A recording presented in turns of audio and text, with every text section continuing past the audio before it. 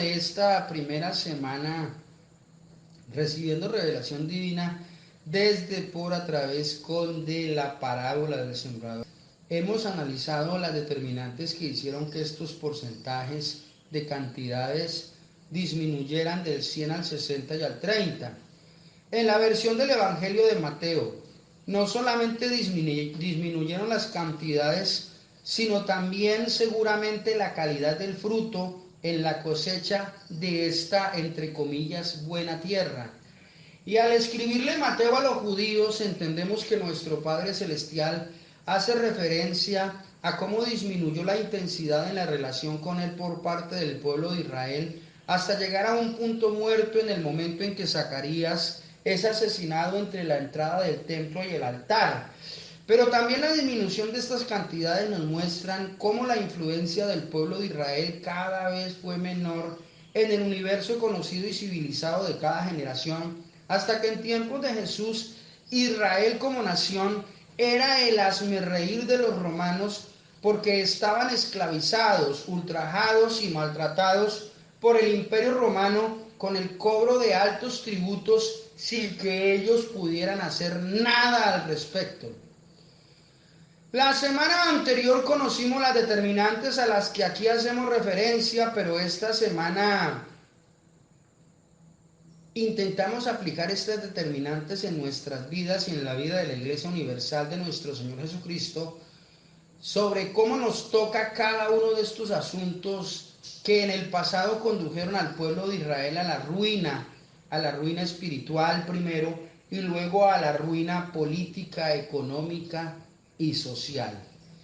Las determinantes con su aplicación son estas. Primero, un abuso en las convicciones nacionalistas por la presencia en medio de ellos del templo de Jehová, una estructura magnífica construida en tiempos de Salomón con los mejores materiales como madera de cedro, oro, plata, todo tipo de piedras preciosas, marfil y cristal. Esta semana analizamos que todo puede ser muy bueno en los planes y propósitos de Dios para nuestras vidas si respetamos y obedecemos lo que nuestro Padre Celestial nos ordena, si mantenemos los puntos de equilibrio y los límites que Dios estableció para cada asunto de nuestras vidas. Así, por ejemplo, entonces el alimento puede ser muy bueno o muy malo. Muy bueno si lo consumimos para saciar nuestra necesidad física y nuestra necesidad de nutrientes y energía, pero también puede ser muy malo si abusamos de él, si rompemos el punto de equilibrio a la hora de alimentarnos. Lo mismo sucede con el sueño, el descanso, la sal, el dulce, etcétera, etcétera, etcétera. Esta verdad es aplicable al tema del templo. El templo como una idea original de David para brindarle honra, reconocimiento, honor y gratitud, adoración y alabanza a nuestro Padre Celestial por todos los logros alcanzados y obtenidos por la nación israelí, y él como rey, en una conversación que tiene con Natán en el templo acerca de que todo ha cambiado para el pueblo de Israel para bien y para él como rey, pero que el arca de Jehová sigue estando entre cortinas. Al respecto, nuestro Padre Celestial, que se siente honrado, se mete en el sueño de Natán el profeta y le revela a Natán que continúen con la conversación que quedó inconclusa, que si lo que quiere David es construirle un palacio de cedro parecido al que él tiene y en el que él habita, bien lo puede hacer, un palacio de cedro igual al palacio real, pero este palacio de cedro ahora es para el arca del pacto, para Dios. Allí Dios se sentiría honrado, tenido en alta estima, valorado por David, y David quería que el pueblo sintiera lo mismo hacia nuestro Padre Celestial. Esto conmovió el corazón y las entrañas de nuestro Dios, y producto de esta conversación entre Dios y Natán aparece el templo con los modelos y los materiales, pero fue un templo que no se le permitió construir a David en vida, sino a Salomón su hijo. En un momento este templo fortaleció la fe de la nación israelí y Dios quería que todos los reinos de la tierra vinieran a Jerusalén a ver el templo de Dios que reflejaba su majestad, su señorío, su gloria, pero que fueran aún más seducidos por el estilo de vida del pueblo de Israel. Pues Dios no solamente había llenado de su gloria el templo, sino que además su presencia llenaba de gloria la vida de cada habitante del pueblo de Israel. Desafortunadamente esto fue cambiando lentamente, poco a poco y paulatinamente a medida que otros reyes descendientes de David ascendieron al trono. Ellos se contaminaron con los tratos comerciales y con matrimonios con princesas o reinas extranjeras que trajeron a Jerusalén sus prácticas extrañas, sus dioses paganos, sus religiones idólatras, y los sacerdotes, intentando reconvenir a los reyes y los príncipes, se metieron en grandes y graves problemas. Poco a poco el pueblo de Israel fue contaminado con religiones extranjeras y convencido de ir dejando de lado su compromiso con su Dios. Los israelíes llegaron a pensar en que tal vez su Dios, el mismo que les afirmaba que había creado los cielos y la tierra, simplemente era un Dios más dentro de tantos, una posibilidad más dentro de un universo de posibilidades para creer, y que ellos podrían escoger. Y aunque el templo siguió estando allí en Jerusalén, ya no hacía parte con tanto fervor de la vida del pueblo. Al final terminaron cayendo en el vacío de creer que porque el templo estaba ahí, Dios estaría con ellos, sin importar su vana manera de vivir. Aquí estuvo su gran error. Este templo majestuoso, que había sido construido por Salomón, hijo del rey David, en el año 952 a.C., fue asediado y destruido por el ejército babilonio en el año 587 a.C., bajo las órdenes de Nabucodonosor, rey de Babilonia. Este primer templo estuvo de pie 400 años y a partir de allí Israel permanece cautivo en Babilonia 70 años. Una vez regresando a su tierra por el decreto de Ciro, rey de Media y de Persia, dando la orden de que Israel retornara a su tierra, comienzan a reconstruir el segundo templo en el año 515 a.C. La construcción de este segundo templo tardó más de 20 años. La construcción del templo de Salomón solo tardó 7 años, en un tiempo de paz y prosperidad absoluta. La reconstrucción del segundo templo tardó más de 20 años y se realizó en tiempos de mucha angustia y dificultades por el asedio de los enemigos del pueblo de Israel en sus fronteras. Este templo es el mismo que los discípulos le muestran a Jesús, que para entonces se hace llamar el templo de Herodes, porque Herodes le había ofrecido recursos y apoyo a los judíos para añadir a la edificación original edificaciones adicionales muy majestuosas, con el propósito de ganarse el favor de los judíos, pues Herodes los gobernaba.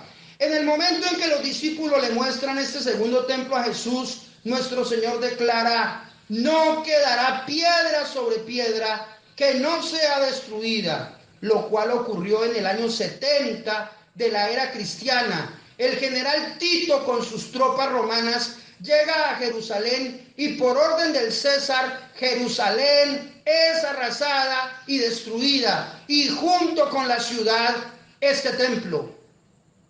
Los judíos deben huir como pueden y son dispersados por todas las naciones de la tierra en cumplimiento a las maldiciones de Deuteronomio capítulo 28, versículos 63 al 67. Hoy el templo no existe. Mientras estamos haciendo este devocional, lo que existe en el área original del templo de los israelíes es una mezquita musulmana. ¿Qué tiene que ver toda esta información con nosotros y con la Iglesia Universal de nuestro Señor Jesucristo? Esto debe enseñarnos que nosotros no debemos tener convicciones equivocadas en nuestra vida espiritual. Debemos creer lo que dice la Biblia y recibiendo esta revelación divina que nuestro Padre Celestial nos regala, entendemos que el templo, como un lugar físico construido por las manos del hombre con materiales inertes para la gloria de Dios, no es necesario. Ahora el templo somos nosotros, usted y yo, nuestro cuerpo físico que fue formado por las manos de Dios con su poder. Esto es que nuestro cuerpo físico es el templo del Espíritu Santo de Dios, pero en nuestro cuerpo físico, para que venga a morar el Espíritu de Dios, debe existir un corazón dispuesto. Pablo nos declara en 1 Corintios capítulo 6, versículos 19 y 20, ¿o no sabéis que vuestro cuerpo es templo del Espíritu Santo, que está en vosotros, el cual tenéis de Dios y que no sois vuestros? Pues por precio habéis sido comprados. Por tanto, glorificad a Dios en vuestro cuerpo y en vuestro espíritu, los cuales son de Dios. Y este pasaje de la Escritura compromete todas las áreas de nuestra vida para Dios, pues todo lo que hacemos con nuestro cuerpo físico o glorificará a Dios, o por el contrario puede causarle a Él tristeza, angustia o ira. Pues nuestro cuerpo fue creado por Dios para Él habitar en Él, para ser su templo, para Él habitar en nosotros.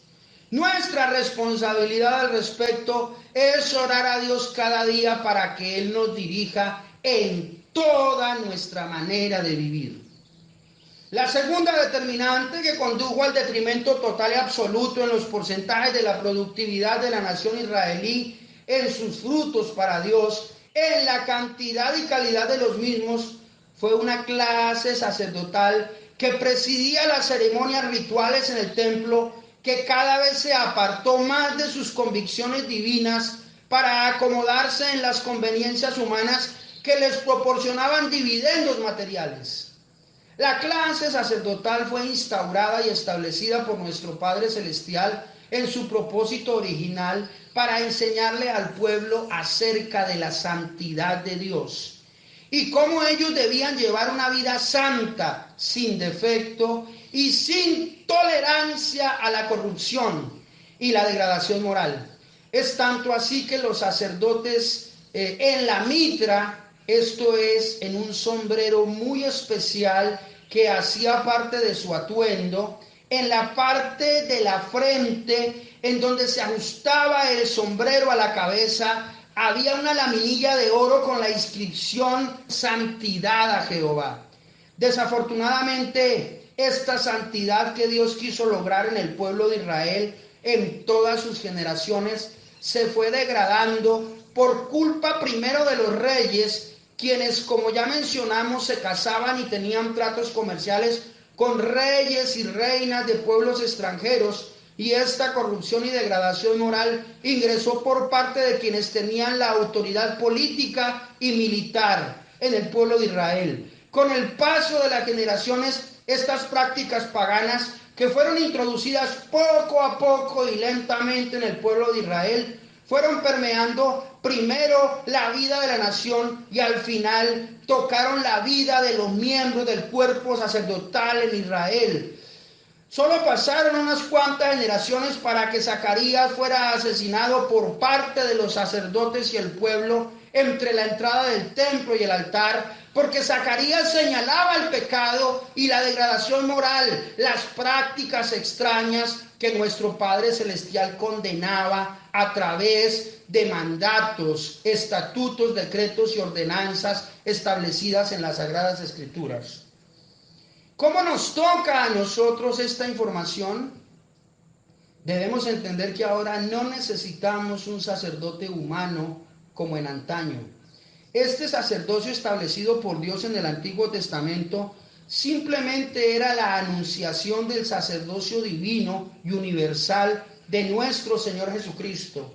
Ahora nuestro sacerdote debe ser Jesús de Nazaret, quien murió y resucitó al tercer día de entre los muertos, subió al cielo y desde allí nos envió su Santo Espíritu. Ahora, a través de las líneas de la palabra de Dios, nos está hablando con revelación divina de lo que hay en su mente y en su corazón para nosotros. Este Jesús nos muestra el libro de Hebreos, que es el fiel sumo sacerdote, quien fue tentado en todo pero sin pecado, quien intercede en este momento frente a nuestro Padre Celestial por nosotros. Usted y yo, templo, no necesitamos.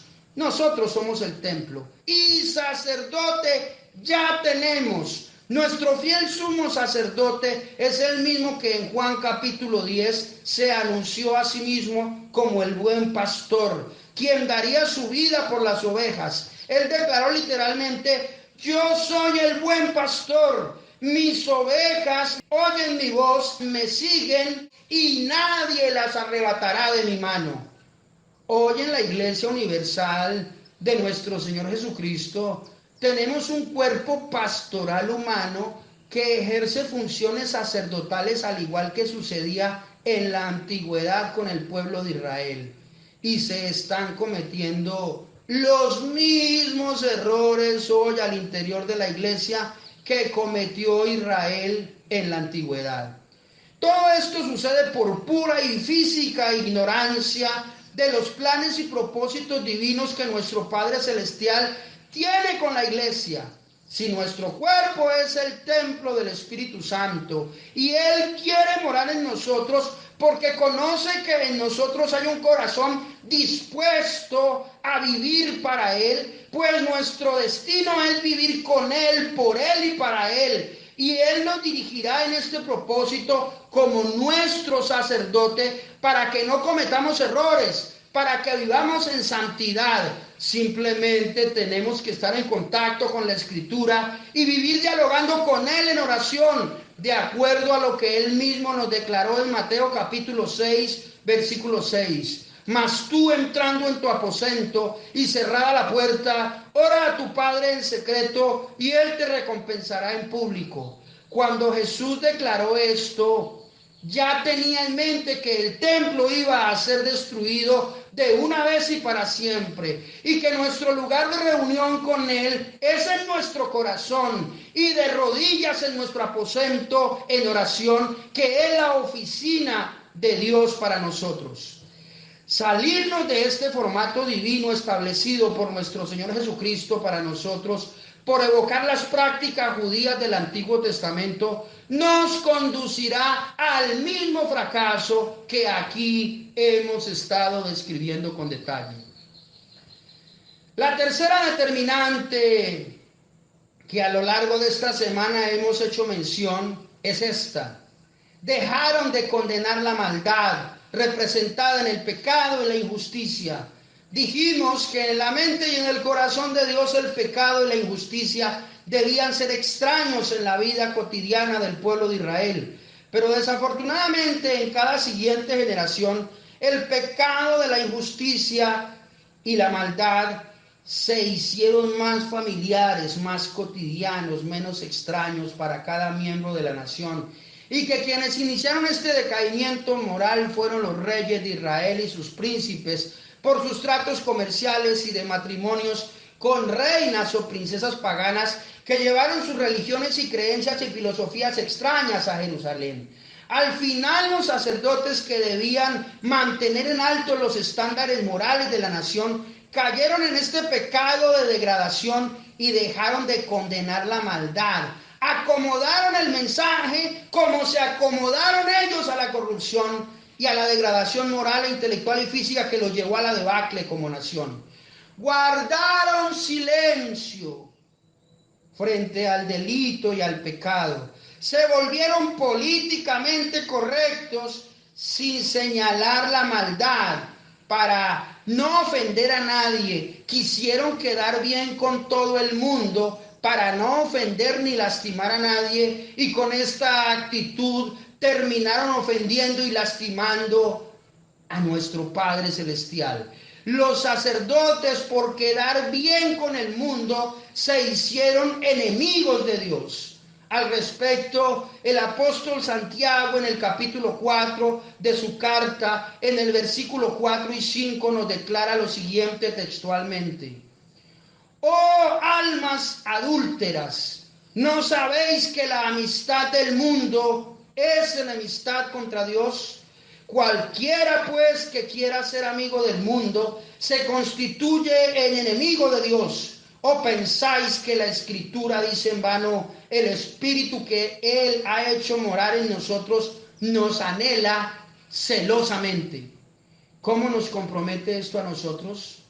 Ante todo debemos fijar nuestra posición clara frente a la injusticia y el pecado. No podemos complacernos en la maldad, mucho menos guardar silencio frente a ella. Guardar silencio frente a la maldad, el delito y el pecado nos hace cómplices de estos pecados, aun cuando nosotros no los hubiésemos cometido.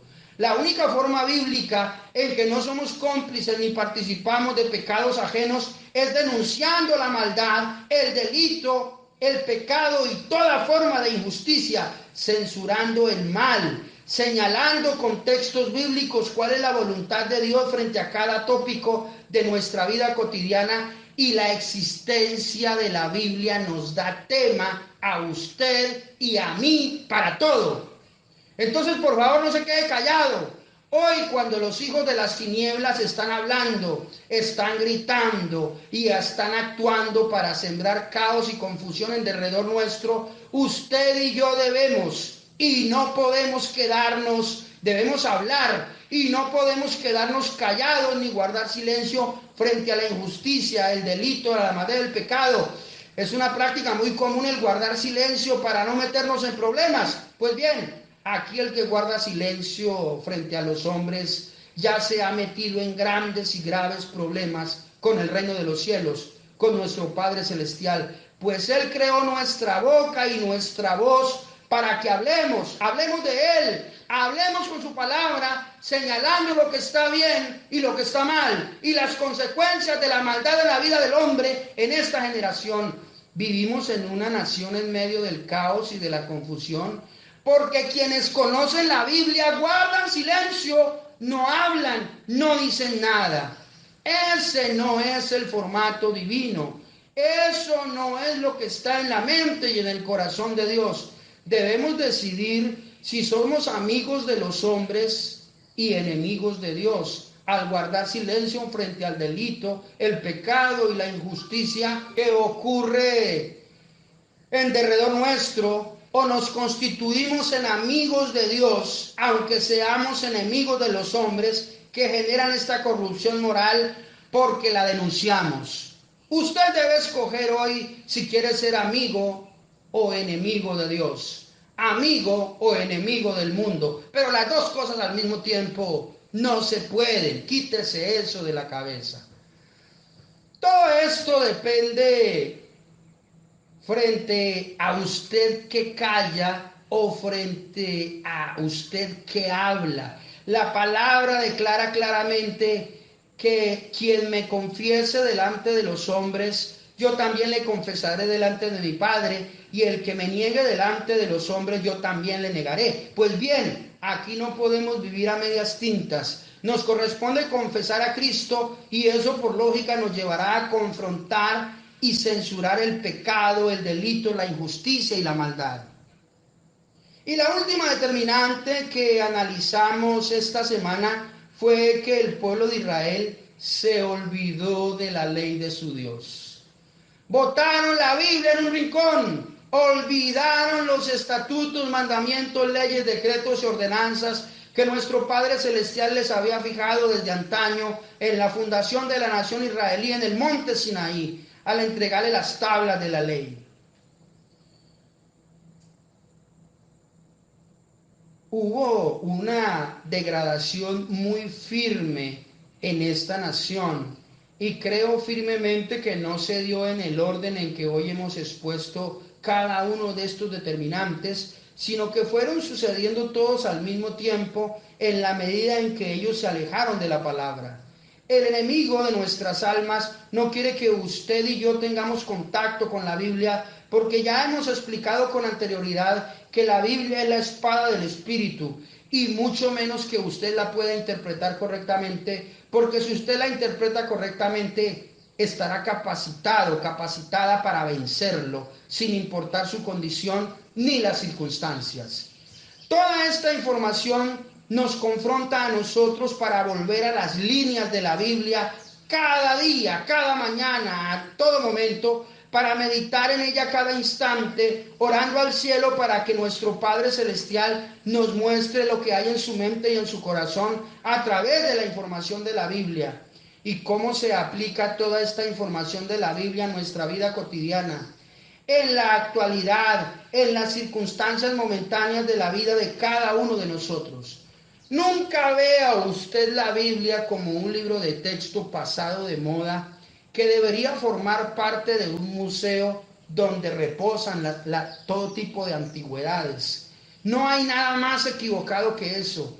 La Biblia nos da información del pasado, del presente y del futuro, y debe hacer parte de nuestra vida cotidiana. Nuestra vida está contenida, sin que nos demos cuenta, en las líneas de las Sagradas Escrituras, en las páginas de la Biblia, y a través de ella Dios tiene respuesta para todo, sin importar cuáles sean nuestras condiciones y circunstancias.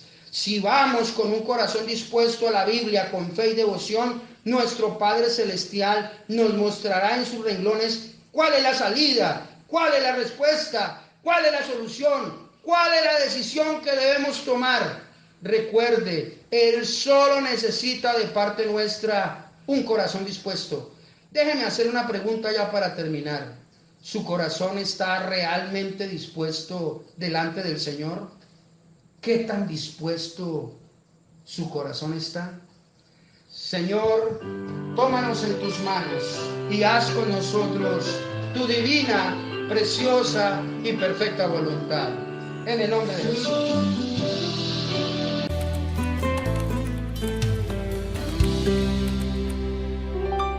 Me dice que me ama cuando escucho llover. Me dice que me ama con un atardecer.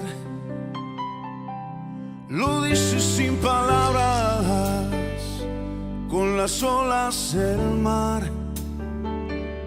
Lo dice en la mañana, con mi respirar.